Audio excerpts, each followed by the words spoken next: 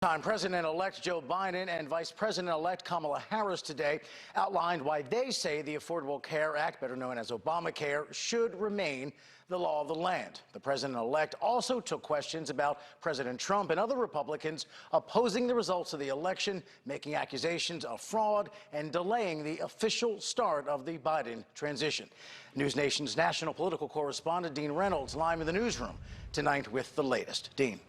Rob, President-elect Biden today defended the Affordable Care Act and said dismantling it is the dream of right-wing ideologues who are trying to achieve through the courts what they can't get any other way. But he had lots more to say on the election he just won.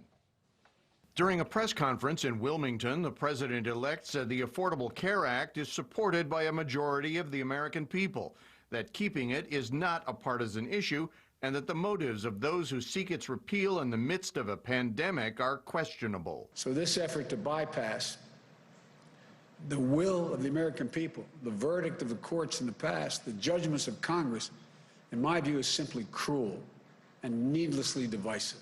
Then, answering reporters' questions, Mr. Biden said he was unruffled by the president's refusal to concede the election. The fact that they're not willing to acknowledge we won at this point is not of much consequence in our planning and what we're able to do between now and January 20th. There is no law that demands a loser's concession, just a tradition. And for that reason, the president-elect said the transition goes on with or without one. We're going to do exactly what we'd be doing if he had conceded and said we've won, which we have. And so there's nothing really changing. The lawsuits, recount demands, and cries of fraud from the president, he asserted, will prove to be counterproductive. I just think it's an embarrassment, quite frankly. The only thing that, how can I say this tactfully?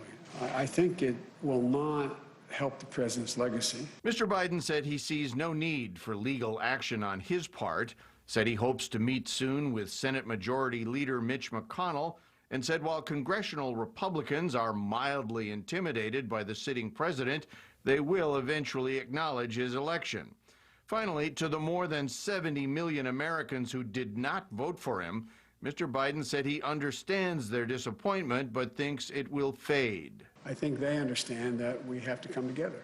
I think they're ready to unite, and I believe we can pull the country out of this bitter politics that we've seen for the last 5, 6, 7 years.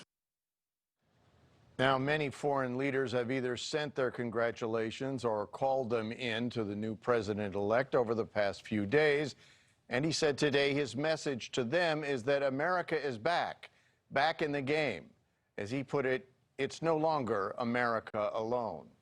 Joe?